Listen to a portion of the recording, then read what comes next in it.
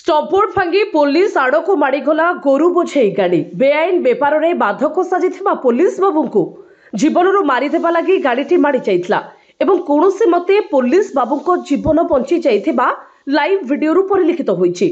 परे गाड़ीर पिछा करथिले मध्य कौनसी खोज खबर मिल नथिला।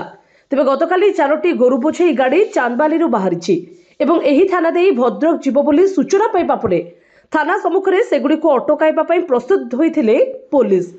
2टी स्टपबोर्ड रास्ता उपर लगाई चेकिंग करथिले आ किछि समय मध्य 1 नंबर विहीन धला रंगर पिकअप भ्यान तिहिड़ी बजार आडू भद्रक जाउथिबार देखि जड़े एएसआई रास्तार डाहाण पाखरे एक स्टपबोर्ड लगाई ठिया होइतबा बेले हठात गोरु बोझेई गाड़ीटी तांकु जीवनरु मारिदेबा उद्देश्य रे जाणीशुणी तांको आडकु खूब जोरे माड़ी जाइतला।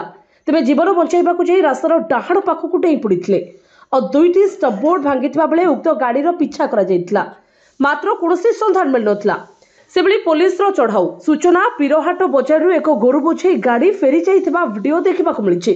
तेबे गोरु बेपारी सबाट करने को जिला पुलिस अधिक सचेतन होगा सहित ए चोरा बेपार को संपूर्ण बंद करने को साधारण दाबी होइछि। संजय दास रिपोर्ट जे न्यूज।